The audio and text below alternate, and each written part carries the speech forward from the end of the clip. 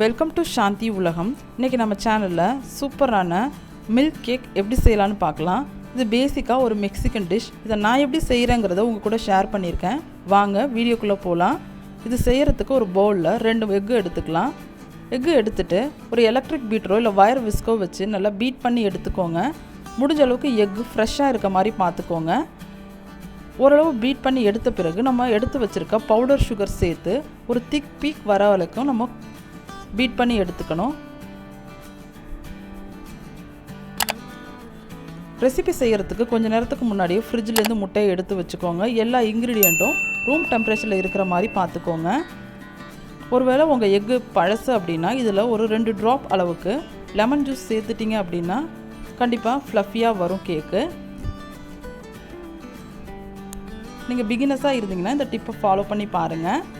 ஓரளவு திக் பீக் வந்த பிறகு தான் நம்ம ட்ரை இன்க்ரீடியண்ட்லாம் சேர்க்க போகிறோம்.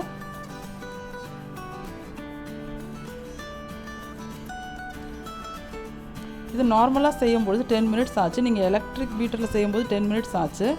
இது வயர் விஸ்கில் பண்ணுறீங்கன்னா பொறுமையாக செஞ்சு எடுத்துக்கோங்க. பார்த்தீங்கன்னா தெரியும், நல்லா கலர் சேஞ்ச் ஆகிட்டு ஒரு திக் பீக் வந்துருச்சு. நெக்ஸ்ட்டு ட்ரை இன்க்ரீடியன்ட்லாம் டேரெக்டாக சேர்க்காமல் ஜலிச்சு சேர்த்துக்கலாம். அதுக்கு ஒரு பவுலில் ஒரு வலை வச்சுட்டு அதில் ஆல் பர்பஸ் ஃப்ளார் சேர்த்துக்கலாம். அது கூடவே பேக்கிங் பவுடர் சேர்த்துக்கலாம். கேக்குக்கு டேஸ்ட் கொடுக்கறதுக்காக கொஞ்சமாக சால்ட் சேர்த்துக்கோங்க. இது கூடவே வெனிலா பவுடர் சேர்த்துக்கலாம். பேக்கிங் சோடா கொஞ்சம் சேர்த்துக்கோங்க. எல்லாத்தையும் சேர்த்து நல்லா ஜலிச்சு எடுத்துட்டு நம்ம ரெடி பண்ணி வச்சுருக்க எக் மிக்சரில் மிக்ஸ் பண்ணி எடுத்துக்கலாம்.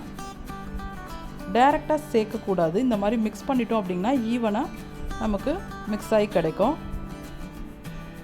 பார்த்திங்களா, ஜலிச்சு எடுத்தாச்சு. நெக்ஸ்ட்டு அந்த எக் மிக்சரில் மிக்ஸ் பண்ணி எடுத்துக்கலாம். மிக்ஸ் பண்ணிவிட்டு காமிக்கிறேன். இது மிக்ஸ் பண்ண பிறகு ஒரு பேக்கிங் ட்ரேவ்லையோ இல்லை கண்ணாடி பவுல்லையோ நம்ம வச்சு பேக் பண்ணி எடுத்துக்கலாம். நான் இன்றைக்கி ஒரு கண்ணாடி பவுல் எடுத்திருக்கேன். அதில் கொஞ்சமாக பட்டர் தடவி எடுத்துகிட்டு அது கூட கொஞ்சம் மாவு டஸ்ட் பண்ணி வச்சுருக்கேன்.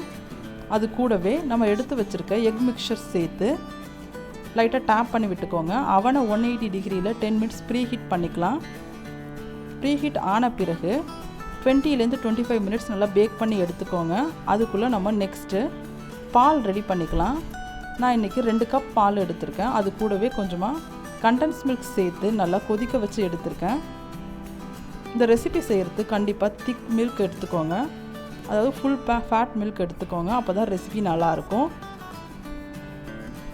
கண்டென்ஸ் மில்க் தான் சேர்க்கணுன்னு அவசியம் இல்லை. நீங்கள் அதுக்கு பதிலாக சுகரும் சேர்த்துக்கலாம். உங்கள் டேஸ்ட்டுக்கு ஏற்ற மாதிரி சேர்த்துக்கோங்க. நம்ம ஆல்ரெடி கேக்கில் வேறு சுகர் சேர்த்துருக்கோம். அதுக்கு ஏற்ற மாதிரி சேர்த்துக்கோங்க. இதோட மெஷர்மெண்ட்ஸ் எல்லாம் டிஸ்கிரிப்ஷன் பாக்ஸில் கொடுத்துருக்கேன், செக் பண்ணி பாருங்கள். அடுப்பை மீடியம் ஃப்ளேம்லேயே வச்சு நல்லா கொதிக்க வச்சு எடுத்துக்கோங்க. நல்லா கொதித்து வந்த பிறகு நம்ம ஆற வச்சுட்டு ரெடி பண்ணி வச்சுருக்க கேக்கில் சேர்த்துக்கலாம்.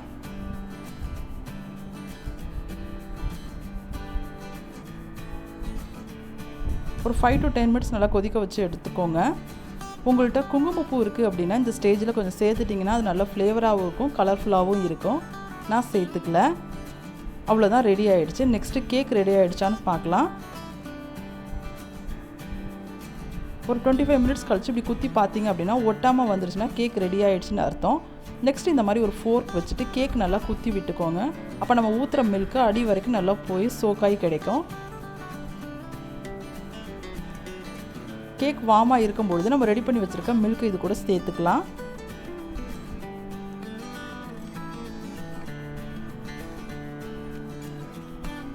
பால் சேர்த்துட்டு கொஞ்சம் நேரம் ரெஸ்ட்டில் விடுங்க. நெக்ஸ்ட்டு அதுக்கு தேவையான விப்பிங் க்ரீம் நம்ம ரெடி பண்ணிக்கலாம். நான் இன்றைக்கி இந்த விப்பிங் க்ரீம் எடுத்திருக்கேன். அது கூடவே 2 டேபிள் ஸ்பூன் அளவுக்கு சுகர் சேர்த்து நல்லா திக் பீக் வர வரைக்கும் பீட் பண்ணி எடுத்துக்க போகிறேன்.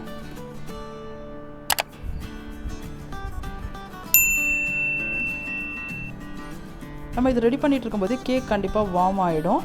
நெக்ஸ்ட் அது மேலே நம்ம அப்ளை பண்ணிவிட்டு உடனே சர்வ் பண்ணாமல் ஃப்ரிட்ஜில் கொஞ்சம் நேரம் வச்சுட்டு நல்லா சில்லுன்னு சர்வ் பண்ணிங்கன்னா கண்டிப்பாக எல்லோரும் விரும்பி சாப்பிடுவாங்க. நீங்களும் இதே மாதிரி ட்ரை பண்ணி பாருங்கள். நான் இது கொஞ்சமாக டிசைன் கொடுக்கறதுக்காக ஒரு ஜிப்லா கவரில் போட்டு கொடுக்க போகிறேன். நீங்கள் டேரெக்டாக அப்ளை பண்ணிட்டாலும் டேஸ்ட் நல்லா தான் இருக்கும். நான் பார்க்க அழகாக இருக்கிறதுக்காக இந்த மாதிரி ஜிப்லா கவரில் போட்டு டிசைன் கொடுக்க போகிறேன். இது நம்மளோட ஆப்ஷனல் தான். கேக் ஓரளவு வார்ம் ஆகிடுச்சு. நெக்ஸ்ட்டு க்ரீம் அப்ளை பண்ணிவிட்டு ஃப்ரிட்ஜில் ஒரு 2 hours வச்சுக்கலாம். வச்சுட்டு சில்லுன்னு சர்வ் பண்ணலாம். நீங்களும் இதே மாதிரி ட்ரை பண்ணி பார்த்துட்டு உங்களோட ஃபீட்பேக் கமெண்ட் பாக்ஸில் கொடுங்க. எப்பவுமே நார்மலான கேக் தான் செய்வோம். இந்த மாதிரி வித்தியாசமாகவும் ட்ரை பண்ணி பார்க்கலாம். சர்வ் பண்ணுறதுக்கு முன்னாடி கொஞ்சமாக பால் கொஞ்சம் சூடு பண்ணிவிட்டு அது கூட சேர்த்து சர்வ் பண்ணிங்கன்னா கண்டிப்பாக கிட்ஸ் விரும்பி சாப்பிடுவாங்க. ரெசிபி பிடிச்சிருந்ததுன்னா லைக் பண்ணுங்கள், ஷேர் பண்ணுங்கள். தேங்க்ஸ் ஃபார் வாட்சிங்.